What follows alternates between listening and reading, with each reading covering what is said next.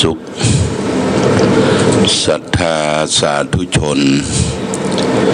ญาติโยมท่านพุทธบริษัททั้งหลายวันนี้รายการธรรมประทีปส่องต่างก็ได้มาพบปะกับพ่อแม่พี่น้องศรัทธาสาธุชนญาติโยมแห่งครั้งหนึ่งวันนี้เป็นวันอังคารที่25เดือนมกราคมพุทธศักราช2565ซึ่งตรงกับเดือน4เหนือเดือน2ใต้แรม8ค่ำวันนี้เป็นวันพระวันศีลเดือน4แรม8ค่ำญาติโยมก็อากาศวันนี้ตอนเจ้าหนาวญาติโยมนะอากาศหนาวเหน็บขึ้นมาแฮมอากาศมันหนาวมันเหน็บนี่ก็ต้องระมัดระวังเรื่องการดูแลสุขภาพตัวเองญาติโยมนะผู้เฒ่าผู้แก่พ่อแม่ศรัทธาลูกเล็กเด็กแดงท่านทั้งหลายก็หาเสื้ออุ่นผ้าอุ่นผ้าตุ้มผ้าห่มนะมาปกคลุมตุ้มห่มกันความหนาวความเหน็บที่เกิดขึ้นนี่ก็เป็นเรื่องของธรรมชาติเราถูกมรสุมพัดผ่านมาจากประเทศจีนประเทศพม่าพัดผ่านเข้ามาอากาศหนาวนี่ทำให้คนต่างใต้นะคนต่างใต้ต่างภาคกลางเพิ่นกับปืนกันมาเอวจังบ้านเฮาเนาะมาอยู่บนดอยตามป่าตามเขามาชมทิวทัศน์มารับอากาศเย็นๆญาติโยมอากาศเย็นนี่ถือว่าเป็นอากาศดีเนาะอากาศดีเพราะฉะนั้นก็เขาก็ตื่นเจ้าแล้วก็ล้างหน้าล้างตาไหว้พระสวดมนต์เดินญาติโยมเนี่ยคือเดิน walking เดินไปเดินมา exercise ออกกำลังกายสำหรับทุเจ้าพระสงฆ์นั้นก็ออกรับบิณฑบาตโปรดญาติโยมท่านสาธุชนทั้งหลาย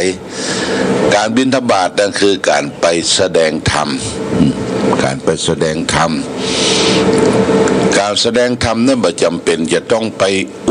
ไปแสดงไปปากไปจ่าเพียงแต่สงบเสงี่ยม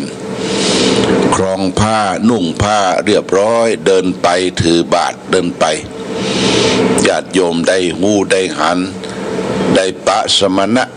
ที่มีความสงบเย็นก็ร่วมกันทำบุญใส่บาตร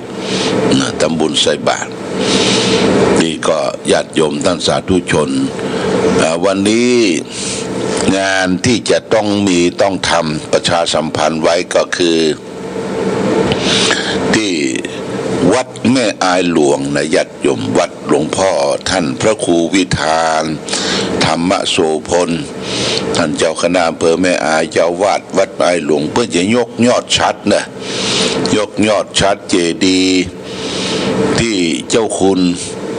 ประสบโชควัดห้วยปากกั้งที่เป็นประธานที่มาสร้างไว้ที่วัดแม่อายหลวงเพื่อจะแล้วละนะแต่เพื่อจะยกยอดชัดขึ้นก่อนวันนี้เป็นวันดีวันพระวันศีลแล้วก็ตอนเจ้านี่ที่วัดแม่อายหลวงตอนบ่ายประมาณบ่ายโมงก็ที่วัดดอนชัยวัดดอนใจแม่แหล่งใหม่วัดดอนชัยแม่แหล่งใหม่นี่ก็แยกมาจากวัดมงคลสถานแม่แหล่งเก่าก็จะถึงวัดแม่แหล่งเก่าก็มีวัดแม่แหล่งใหม่เพื่อก็ยกยอดชัดเช่นเดียวกันตอนบ่ายญาติโยมตอนบ่ายเพราะฉะนั้นวันนี้ก็เชิญชวนญาติโยมท่านสาธุชนผู้ใจบุญทั้งหลายการจะไปอย่างนั้นก็ต้องระมัดระวังเช่นเดียวกันคือได้ปิดปากปิดจมูกมีเจลล้างมือผู้คนมันหลากหลายคนไปอยู่รวมกันโรคโควิดโอไมครอนเนี่ยมันกำลังระบาดอยู่แต่มันเขาก็ ร้อมกันแล้วเขาก็ฉีดยากันไป2 เข็ม 3 เข็มญาติโยมฉีดยาวัคซีนป้องกันโรคโควิดเนี่ยกันไปหมดแต่ถ้าเขาบ่ต้องมันมาติดเขาเนาะมาติดเขาแต่ว่านี่ก็เป็นงานมงคลอายุวัฒนมงคลของท่านเจ้าคุณพระราชกิตติสุนทรที่วัดพระธาตุเฉลิมพระเกียรติเวียงหวายม่อนปิ่นตุเจ้าประสงค์ครูบาอาจารย์โดยเฉพาะอย่างยิ่งก็ประธานสงฆ์คือพระพรหมท่านเจ้าคุณพระพรหมวัดปทุมคงคาเพิ่งก็มาเป็นประธานเจ้าคณะจังหวัดเชียงใหม่รองจังหวัดเชียงใหม่พระภิกษุสงฆ์เจ้าคณะจังหวัดระยองก็มากันผู้คนก็ไปไปหลายไปนักญาติโยมก็ทำพิธียกพระขึ้นอุโบสถพระประธานเป็นพระจักรพรรดิทรงเครื่องญาติโยมยกขึ้นที่อุโบสถที่หลวงพ่อพระราชกิตติสุนทรได้สร้างไว้ก็เสร็จแล้วก็มีการสืบโหราจตาอาตมาก็ได้ไปร่วมในการสืบแล้วก็ได้ฉันเพลตะวานี่เปิ้นก็เลี้ยงสุกี้อยู่นานเป็นหม้อใหญ่หม้อละ 1,500 บาทก็ได้ร่วมเป็นเจ้าภาพ 15,000 บาทได้15 หม้อร่วมถวายในงานอายุวัฒนมงคลหลวงพ่อพระราชกิตติสุนทรตะวานี่นะอายุเพิ่นครบ69 ปีก็ย่าง70ละนี่ก็เป็นการอนุโมทนาบุญกับครูบาอาจารย์พระเจ้าประสงค์ที่ร่วมทำบุญกันเมื่อคืนที่แล้วนี่ก็ได้ไปเทศในงานเข้ากรรมที่ปัจจาบ้านแม่งอนขี้เล็ก บ้านแม่งอนขี้เล็กโดยมีเจ้าคณะตำบล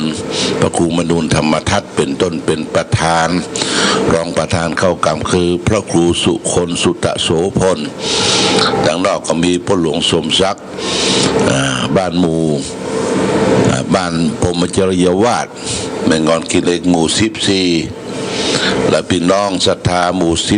11บ้านปัจจี้ได้ไปเป็นเจ้าภาพเพื่อก็ฟังดีนะฟังธรรมะเมื่อคืนนี้ไปแสดงธรรมะหลวงพ่อที่อู้ตะคืนนี้ก็อู้เรื่องเกาเงามละมนทินที่เหตุจูงใจให้เจ้าชายสิทธัตถะได้ออกบวชนะญาติโยมนะเจ้าชายสิทธัตถะกรุงกบิลพัสดุที่ได้เป็นพระบรมศาสดาของเราและท่านทั้งหลายที่เหตุจูงใจออกบวชนะเพราะได้ปรารภถึงความทุกข์ที่พระองค์ได้ทอดพระเนตรที่เทวทูตได้จำแรงแปลงให้พระองค์ได้หันได้ทอดพระเนตรคือคนแม่มารจะเกิดคนแก่คนเจ็บคนตายสมณะเรียกว่าเทวทูตตั้ง5พระองค์ได้ปรารภเห็นนั้นก็เกิดความบ่ม่วนอกบ่ม่วนใจเสร็จแล้วก็ว่าหนทางใดที่จะเอามาแก้การเกิดแก่เจ็บตายนี่เสร็จแล้วพระองค์ก็ออกทรงประนวดเมื่ออายุได้29 พรรษาใช้เวลาปั้มเป็นเปียนอยู่กับธรรมชาติค้นคว้าสัจธรรมจึงได้ตรัสรู้ธรรมเมื่ออายุได้35 พรรษาได้6 ปีนะเจ้าชายสิทธัตถะออกบวชได้6 ปีอยู่ป่าอยู่เขาลำเนาไพรธรรมะที่พระองค์ได้ตรัสรู้ก็คืออริยสัจธรรมคือสัจจะความจริง4 ประการทุกข์สมุทัยนิโรธมรรคทุกข์คือความบัสบายกายบัสบายใจสมุทัยเป็นเหตุคือทุกข์เกิดมรรคหนทางที่จะดับทุกข์และนิโรธคือความพ้นทุกข์เข้าถึงนิโรธพ้นทุกข์คือถึงนิพพานทุกข์สมุทัยนิโรธมรรค ทุกข์คือความบัดสบายกายบัดสบายใจนะเป็นปัญหาของคนเฮาทุกคนที่เกิดมาในโลกเนี่ยมีทุกข์เหมือนกันนะญาติโยมนะจำไว้ทุกคนนะมีทุกข์ทางนอกทุกข์ทางในทุกข์ภายในเฮาเนี่ยปกิณกะทุกข์ที่มันมีอยู่กับตนตัวเฮาเนี่ยทุกธรรมชาติของคนทุกอยากขับอยากถ่ายอยากกินเจ็บไข้ได้ป่วยยังทุกสิ่งทุกอย่างในตัวเขานี่ก็มีพร้อมทรัพย์เหมือนกันหมดญาติโยมบอกว่าคนนั้นจะเป็นปุถุชนจะเป็นอริยชนจะเป็นกษัตริย์จะเป็นข้าบดีเป็นพระเจ้าประสงค์มีทุกข์ภายในเหมือนกันหมดนะความทุกข์อยากกินอยากเล่นอยากลองอยากขับอยากถ่ายทุกตัวร่างกายเจ็บไข้ได้ป่วยแต่ทุกข์ภายนอกแหมเหรอที่มันจรมาอาศัยอยู่ในใจเฮานี่ก็คือทุกข์เพราะความขี้โลภทุกข์เพราะโกรธทุกข์เพราะหลงเนี่ยสามตัวนี่เนี่ยโลภโกรธหลงมันมากุ้มรุมกุ้มจิตใจเฮาแหมนะฉันเป็นทุกข์ทวีคูณยิ่งใหญ่ขึ้นมาทำให้คนเฮาเนี่ยมีปัญหามีทุกข์ถึงวันก็ทุกข์โลภโกรธหลงแต่องค์พระสัมมาสัมพุทธเจ้าของเฮาพระองค์ได้คิดค้นได้ปะละหนทางทุกหนทางแก้ปัญหาคือทางมักมีองค์8ประการนะญาติโยมนะมีความเห็นที่ถูกต้องมีการออกจากกามที่ถูกต้องมีความพยายามที่ถูกต้องและมีความคิดที่ถูกต้องการกระทำทางกายวาจาใจเนี่ยถูกต้องมักมีองค์8นะจึงเข้าถึงนิโรธคือความดับทุกข์ดับปัญหาทั้งหลายทั้งปวงเกิดจากความโลภความโกรธความหลงญาติโยมสุดยอดพระบรมศาสดาของเฮาและท่านทั้งหลายจะไปมองข้ามเนี่ยญาติโยมมองข้ามอย่างมองข้ามปัญหาคือความทุกข์จู่ปัญหามันจะเกิดขึ้นมาเองบ่ได้นะความทุกข์เนี่ยเขาต้องสาวหาปมหาดำหาปมหาดันหาเงื่อนหางำมัน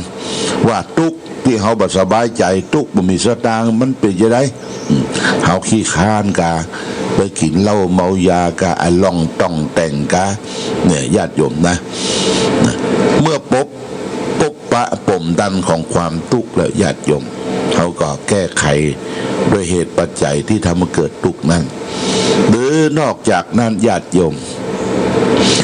ทุกปัญหาถึงวันเพราะความโลภความขี้โกรธความขี้หลงนี่นะพระพุทธเจ้าสอนเขาว่าคืออยู่ในความพอดีนะพอดีสันโดษพระบาทสมเด็จพระเจ้าอยู่หัวภูมิพลอดุลยเดชท่านได้ละสังขารได้สวรรคตไปแล้วท่านบอกว่าความสุขของมนุษย์คนเฮา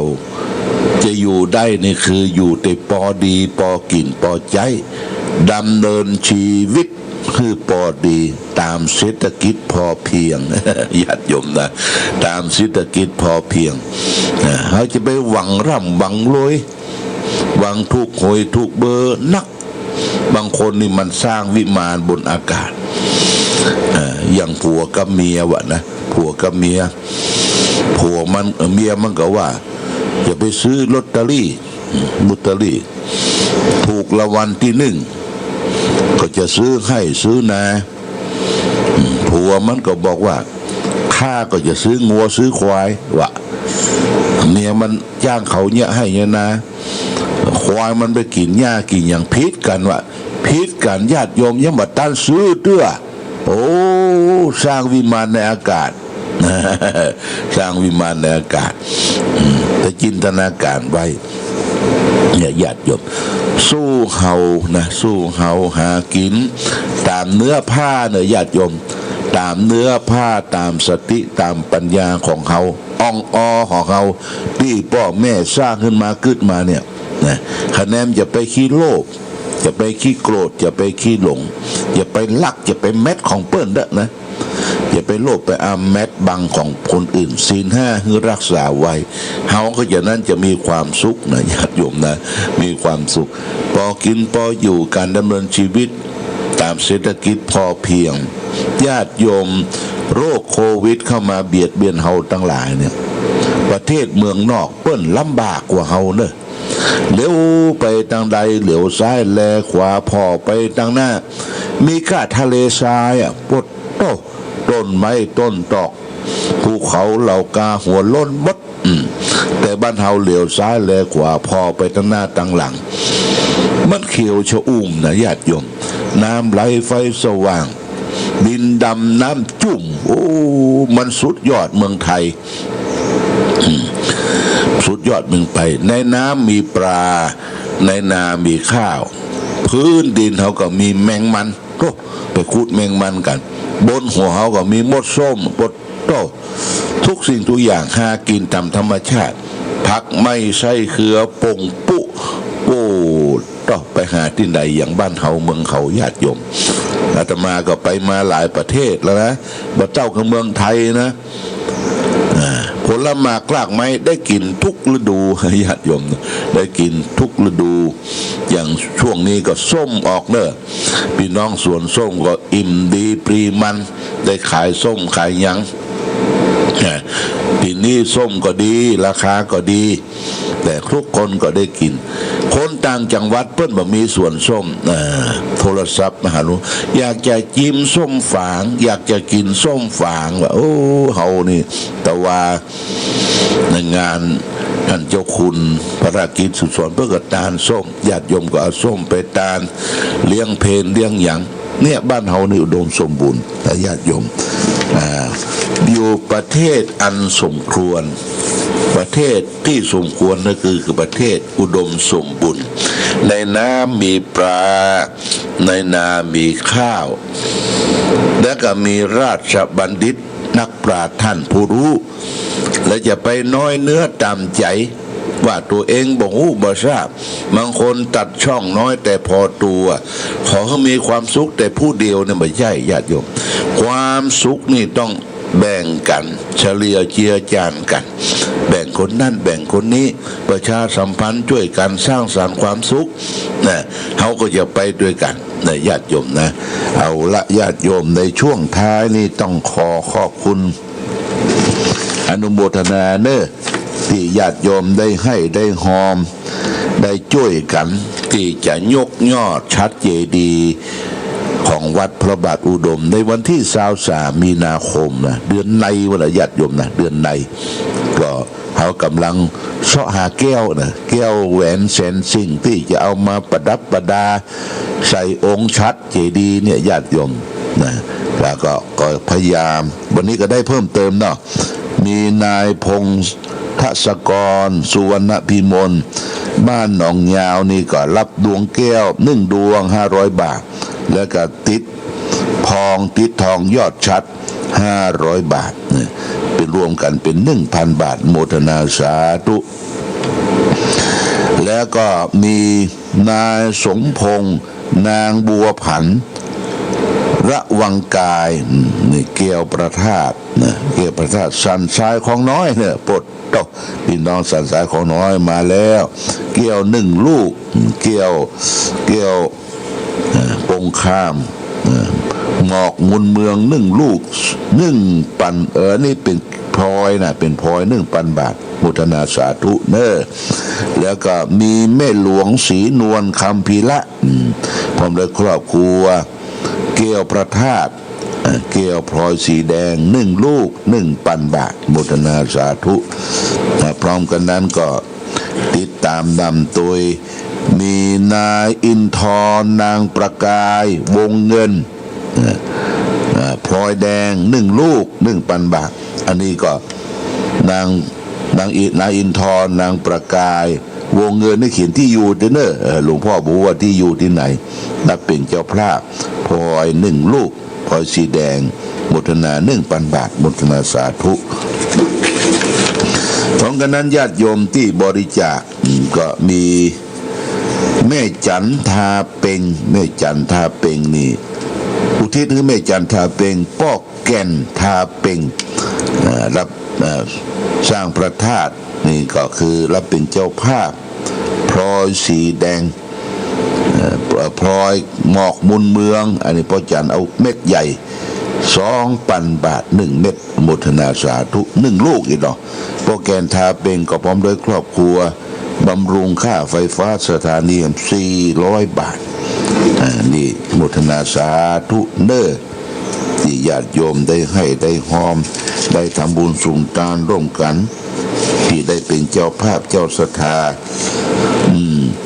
เมื่อคืนนี้ก็มีแม่บัวคำเหล็กฟั่นนายนาทีคำเรือนบ้านพุ่นแม่งอนขี้เล็กไปเทศแต่คืนนี้เพื่อก็หอมตุลุงสร้างพระธาตุ200 บาทโมทนาสาธุแล้วก็นางจันทิพย์นางจันทิพย์ฟองศักดิ์บ้านหมู่16ได้ร่วมทำบุญค่าไฟฟ้าสถานีวัดพระบาทอุดม200 บาทโมทนาสาธุเน้อญาติโยมสำหรับแก้วพลอยแก้วปงคาหมอกมุนเมืองนี่ยังมีอยู่เน้อญาติโยมเขาจะติดอยู่45 แก่น45 รูปนะ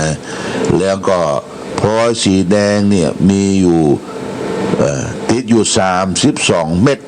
32 ลูกนะก็ยังมีเจ้าภาพมาเรื่อยๆแล้วก็